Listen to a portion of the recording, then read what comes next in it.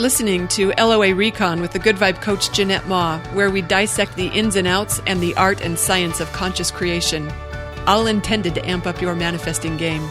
Let's have some fun together.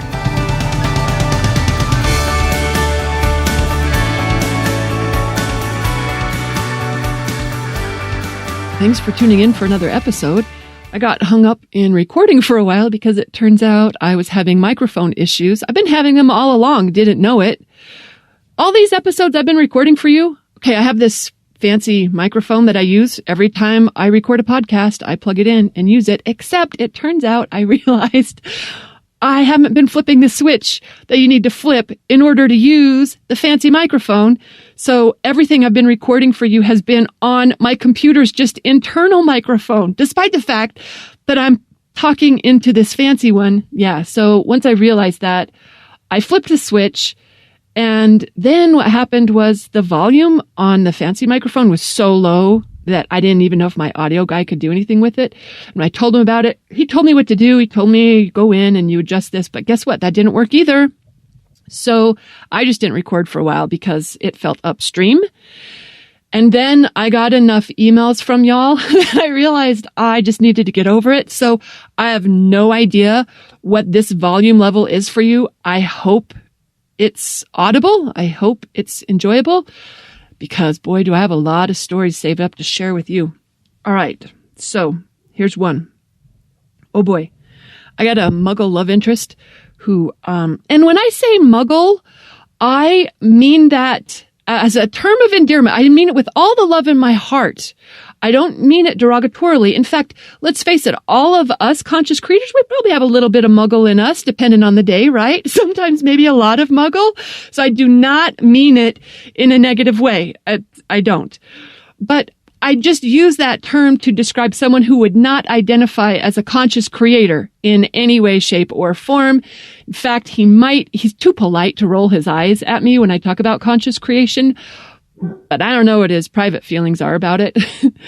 I suspect probably skeptical, probably. But get this. So he tells me this story about how he's a former national rodeo champion, which is another manifesting story in itself, how I attracted someone like that into my world, because the last time I attended a rodeo was as a protester.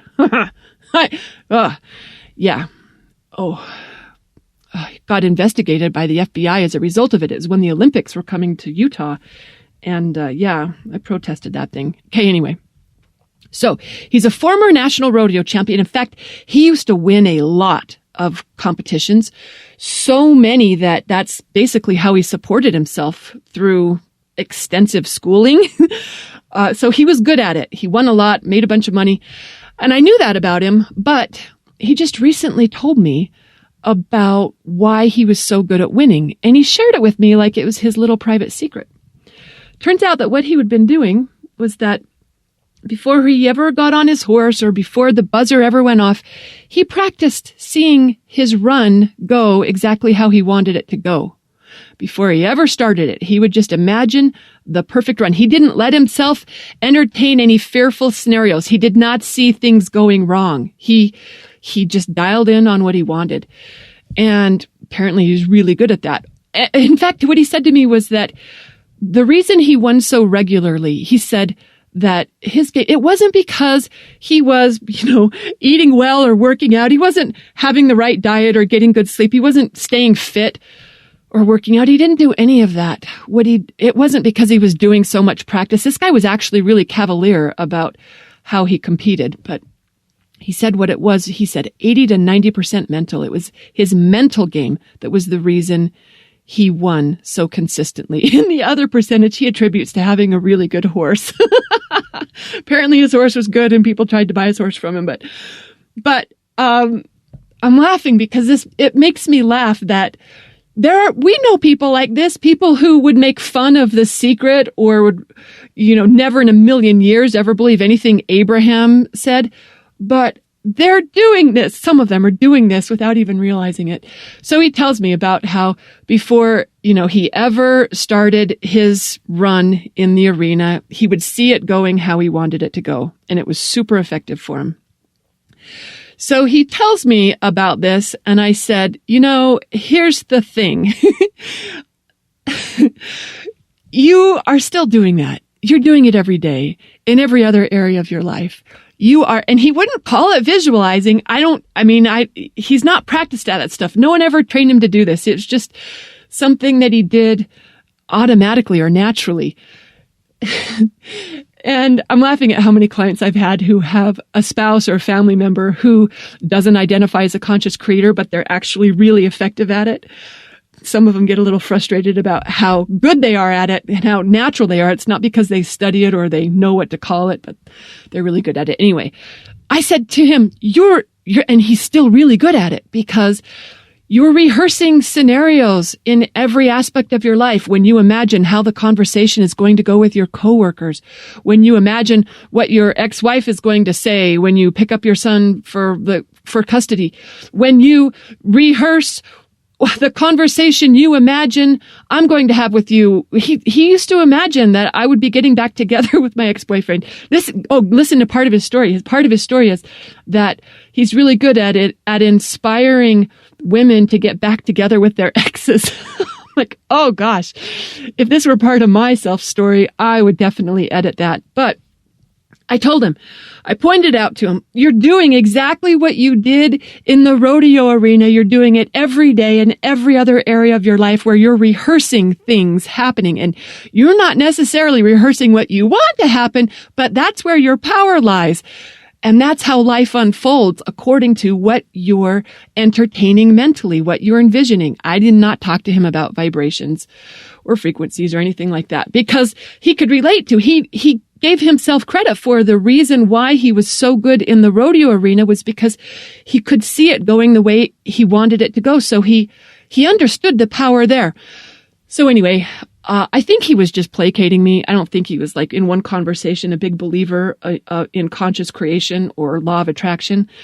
I don't think I've ever even used the term law of attraction with him. But anyway, he decides to put it to the test in the most extreme possible way. So he says that he has a very contentious ex who is very contrary. She doesn't want him to be happy in any way, shape, or form. Whatever he wants, she wants the opposite. Whatever makes sense. If it makes his life easier, she's opposed to it. That's basically how he talks about her, right? So you know what he's been practicing about her. And as I point out to him that, you're creating this, you could create something different if you're willing to imagine something different. He decides to put it to the test. And he had been wanting to ask her about picking up their son early that weekend. And he'd been imagining exactly why she was going to say, absolutely not, no way, messing up this, that, and the other, yada, yada. He'd been imagining that. But after I spoke with him about this, he decided to imagine that she was agreeable and amenable, and it was no big deal. And she easily said yes to his request. So the next time I talked to him, he said, so I practiced that thing that you said. I said, oh, really? How did it go? And, he was practicing it on a highly charged topic, one where he had a lot of negative experience, a lot of reason to believe. So I was getting prepared to say, well, you can't expect just one time to turn it around. You kind of got to practice a little because you got a lot of momentum on the negative stuff. No, he goes, yeah, well, I asked her, I said, hey, can I come pick up our son a couple hours early on Friday? And she said, sure. He said, you do not know the miracle that was. Never in a million years would she ever be that amenable. And yet she was, because he was willing to practice it differently, just a little bit. I didn't catch details on how many times he did it, if it was one time or a couple times or whatever.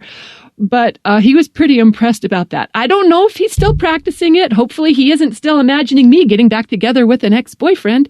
But it cracked me up that in so many ways that someone who is using it so effectively in one area of life is using it so ineffectively in other areas of life.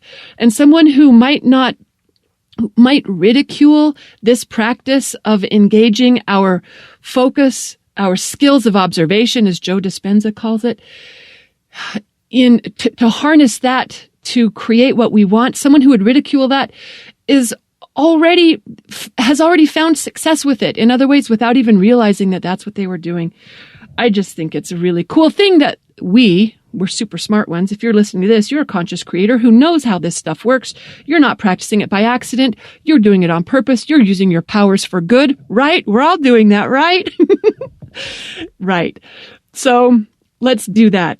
Let's notice where we might be sabotaging ourselves by imagining things going wrong and turn that around and instead learn how to envision things going our way, even in those places where it seems unlikely. Let's put our magic to good use. Thanks for listening. And again, I hope the volume is fine on this.